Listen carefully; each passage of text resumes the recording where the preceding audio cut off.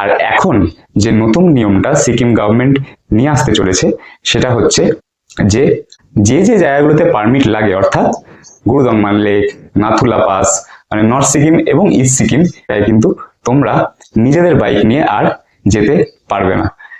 কেন পারবে না?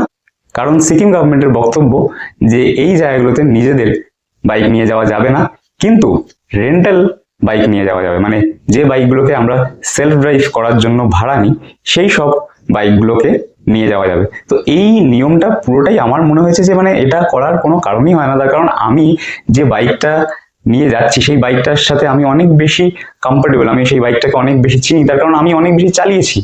আর তাছাড়া আমি যে স্বপ্নটা পূরণ করতে যাচ্ছি সেটা হচ্ছে যে আমার বাইকটাকে নিয়ে আমি ওই জায়গাটাতে পৌঁছবো, আমার বাইকটা পৌঁছে দেবে, এই যে ফিলিংটা, এই যে অনুভূতিটা, এইটাই তো আমি ফিল করতে যাচ্ছি যে আমার বাইকটা আমাকে পৌঁছে দিল, এইটা আমার বাইক। এই জিনিসটা ফিল করার জন্য আমরা যাচ্ছি সেই জায়গাটাতে। তো সেখানে যদি আমি আমার নিজের বাইকটা নিয়ে যেতে না পারি, তাহলে সেই জায়গাটাতে গুরুদংমা লেক বা নাথুলা পাস, এই জায়গাটাতে গিয়ে যে আনন্দটা আমি আমার নিজের বাইকটা থাকলে যেটা পেতাম, সেটা আমি কখনোই পাবো না। যে অনুভূতিটা আমার নিজের বাইকের সাথে হবে সেটা কখনোই হবে না। এবং সেফটির দিক দিয়ে যদি আমরা দেখি, তাহলে যে বাইকটা আমি কখনো চালাইনি সেই বাইকটা হঠাৎ করে আমি ওইরকম একটা সিচুয়েশনে, মানে যেখানে আমি পাহাড়ে উঠছি, সেখানে সেই বাইকটা কি করে আমাকে বেশি সুবিধা দিতে পারে? আমি তো আমার নিজের বাইকটা, যেটা আমি রোজ প্রত্যেক দিন চালাই এবং যে বাইকটা চালিয়ে আমি আমার বাড়ি থেকে এতটা দূরে এসেছি, সেই বাইকটাই নিশ্চয়ই আমাকে বেশি হেল্প করবে পাহাড়ে ওঠার জন্য।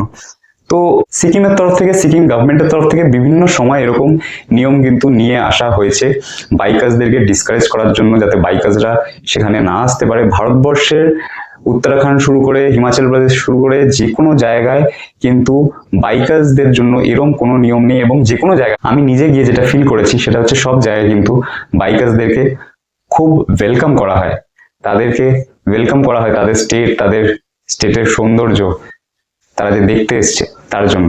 তাই আমার মনে হয় যে কোনো ভুল ঘটে যাওয়ার আগে সেটাতে প্রতিবাদ করা ভালো, কারণ সেটা ঘটে যাওয়ার পরে প্রতিবাদ করে খুব একটা লাভ হয় না। তাই জন্য তোমরাও যারা বাইক নিয়ে বিভিন্ন জায়গায় ঘুরতে যেতে ভালোবাসো, ঘুরতে যাও এবং স্বপ্ন দেখো যে নিজের বাইকটাকে নিয়ে এবং বিভিন্ন জায়গায় তোমরা যাবে, তারা প্লিজ এই ভিডিওটাকে যত পারো শেয়ার করো, যাতে সিকিম গভর্নমেন্টের তরফ থেকে কিছু একটা পজিটিভ আপডেট আসে। কারণ এই জিনিসটা আমার পুরোটাই মনে হয়েছে ইললজিক্যাল।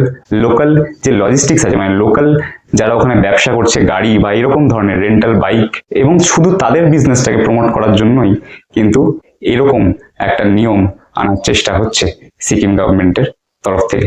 যত পারো ভিডিওটা শেয়ার করো।